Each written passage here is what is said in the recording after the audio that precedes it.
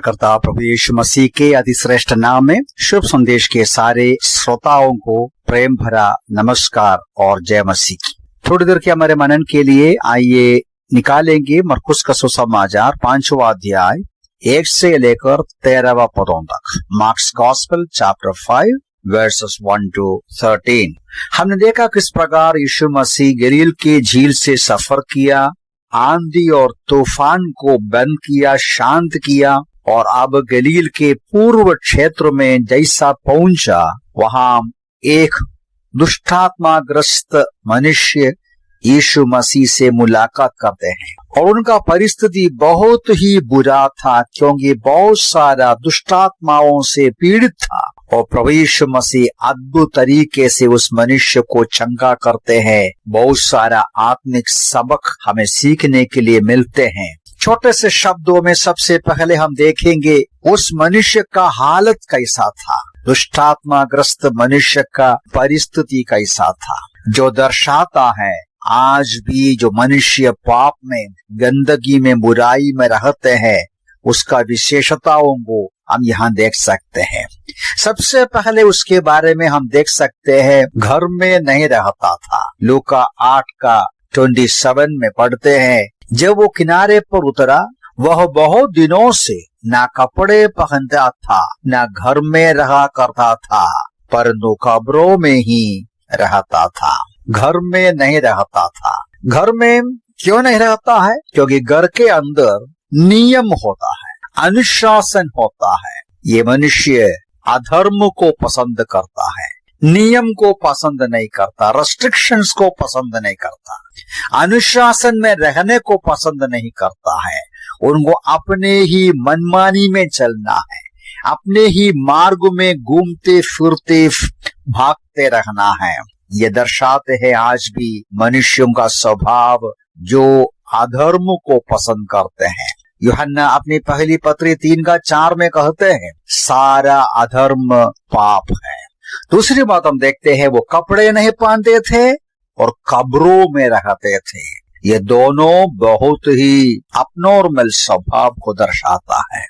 साधारण लोग ऐसा नहीं करते हैं। कोई मनुष्य अपने होश में बिना कपड़े से रास्ते से घूमेगा नहीं और उसी प्रकार कोई भी मनुष्य स्वाभाविक रूप में कब्रों में वास नहीं करता है।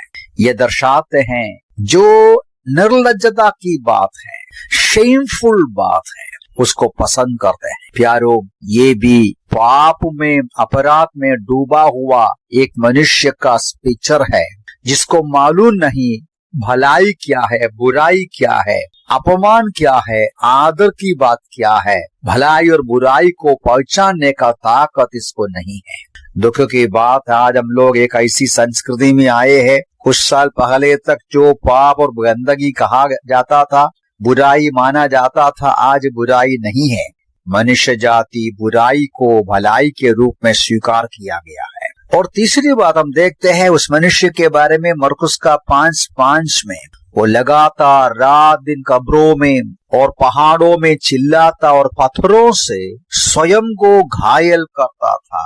पत्थर उठाकर स्वयं को घायल करता था, यानी स्वयं का नाश करता था। ये भी इस व्यक्ति का तीसरा विशेषता के रूप में देख सकते हैं। देखिए, अगली बात हमने देखा जो अधर्म का पसंद करने वाला, नियमों का पसंद नहीं करने वाला, नियमों को तोड़ने वाला, निर्लज्जता की बातों पर गर्व करने वाला, उसका परिणाम है अपने आप को नाश करते हैं। भजन 34 में ऐसा एक वचन है, दुष्टता ही दुष्ट को मार डालेगी, दुष्टता ही दुष्ट को मार डालेगा। एक मनुष्य जो पापमय जीवन में, शर्मिंदा की जीवन में, अधर्म का जीवन में आगे चलते हैं, वो अपना स्वयं का जीवन को नाश करता है। बुरी आदतों के द्वारा, बुरे स्वभाव के द्वारा अपना वर्तमान काल की जिंदगी को नाश करते हैं, अपना समाज को नाश करते हैं। उतना नहीं, अपने आत्मा का नुकसान पहुंचाते हैं। यीशु मसीह ही कहा संसार के सारी संपत्ति को प्राप्त करे और अपना प्राण की आत्मा की हानि उठाए, क्या लाभ है। हमेशा हमेशा के दंड में इस प्रकार का मनुष्य चले जाएंगे। पवित्र शास्त्र बाइबल हमें समझाते हैं।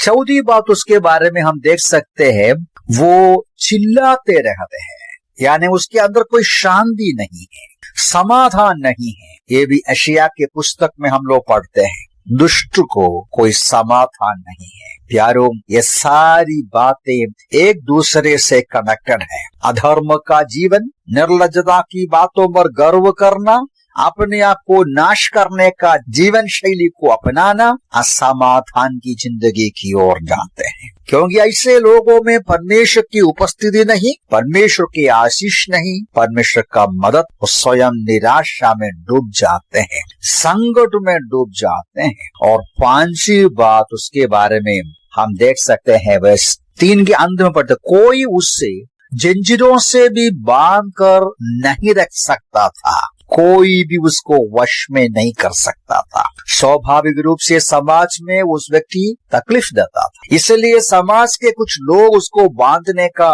कोशिश किया, लेकिन वो बंधन को तोड़ डालता, जंजीरों से बांधेगा तो भी तोड़ डालता था। यहाँ एक बात हमें सोचना है, मन में रखना है, जो व्यक्ति अधर्म का जीवन बिताते हैं, स्वयं अपने आप को नाश करते हैं, समाज के लिए नाश का कारण बनते हैं, समाज उसको क्या करेंगे, उसको बांध कर रखेंगे, उसको अकेला में किधर भी जेल के अंदर बंद गृह में करके रखेंगे। सुधारने को मुश्किल है, सुधारना चाहेगा तो स्वयं भी सुधार नहीं सकता है। कई बार ऐसे मनुष्यों के अंदर बोध आता है, सुबोध आता है, मेरी जिंदगी बर्बाद हो रहा है, मुझे बदलना है। प्यारों, मनुष्य अपने आप को बदल नहीं सकता, जंजीर से उनको बांधेगा तो कोई भी उसको बदल नहीं सकता। बहुत ही ताकतशाली व्यक्ति है, पाप और बुराई में वो रहते हैं। इसका पीछे का रहस्य क्या? इस व्यक्ति इतना गंभीर तरीके से गंदगी में रहते हैं, बुराई करने के लिए ताकत मिलता है, जंजीर भी तोड़ने का ताकत मिलते हैं, क्योंकि उनके अंदर दुष्ट आत्माएं हैं। यीशु मसीह पूछता है, तुम्हारा नाम क्या है? वो नाम से पता होता है, सेना शब्द 6000 दुष्टात्माओं का जो झुंड उनके अंदर है, सेना उनके अंदर है। कितना कठिन परिस्थिति उस आदमी अनुभव कर रहा है।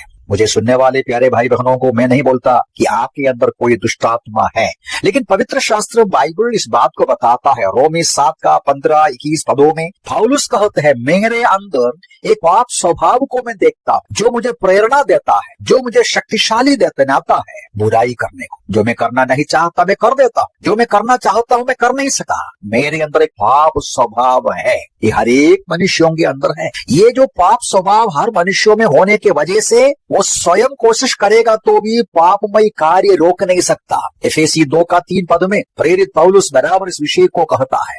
एफेसी 2:2 में हम लोग इस बात को पढ़ते हैं, पहले इस संसार की रीति और आकाश में शासन करने वाले अधिकारी अर्थात उस आत्मा के अनुसार चलते थे, जो अभी भी आज्ञा न मानने वालों में क्रियाशील है। आज्ञा न मानने वाले मतलब बुराई में और पाप में, अधर्म में रहने वाले। उन लोगों के अंदर उनको आज्ञा न मानने के लिए बलवंत करने का क्रियाशील एक आत्मा है, वो शैतान की आत्मा है, ये संसार के अधिकारी का आत्मा है। इसलिए इस बातों पर गंभीरता से विचार करना, क्यों बार बार हम पाप करते हैं, क्यों बार बार हम बुराई करते हैं, क्यों हम कोशिश करने से बुराई से बच नहीं सकता है, क्यों कोई भी हमको सुधार नहीं सकता है। हमारे अंदर एक ताकत है जो दुष्ट का ताकत, पापमय स्वभाव का ताकत। यहाँ एक बात और देखना है, ये जो व्यक्ति जिसके अंदर दुष्ट आत्माएं हैं, ये जो व्यक्ति जो अधर्म में रहते हैं, जो शर्मिंदा की बातों को पसंद करते हैं, अपने आप को नाश करते हैं, असमाधान की जिंदगी बिताते हैं, और वो यीशु मसीह को पहचानता है, उनका प्रणाम करते हैं, ये भी सही है। ऐसे लोग कभी कभी आध्यात्मिक बातों में भी आगे देख सका है। प्रभु यीशु मसीह अद्भुत तरीके से उनका अधिकार का आदेश के अनुसार उन 6000 दुष्ट आत्माएं उनके जीवन से, उनका शरीर से बाहर जाते हैं, वो चंगाई प्राप्त करते हैं, स्वस्थ हो जाते हैं। उसका परिणाम हम बाद में देखेंगे, लेकिन प्रभु में सहायता करे। यहाँ से हमें ये बहुत बड़ी एक संदेश हमको मिलता है। एक मनुष्य कितना भी कठिन भयंकर तरीके से पाप में, अधर्म में, गंदगी में, बुरे जीवन पर गिरा हुआ हो, डूबा हुआ हो, यदि वो यीशु मसीह के पास आएंगे, यीशु मसीह उसको चंगा कर सकते हैं, सुधार सकते हैं, उनको आजाद कर सकते हैं, उन दुष्टात्माओं के बंधन से मुक्त कर सकता है कि आपका जीवन इस प्रकार का आजादी को, शांति का जीवन को, धार्मिकता का जीवन को यीशु मसीह के पास अनुभव किया है। प्रभु हमें सहायता करे। प्रभु के नाम की महिमा।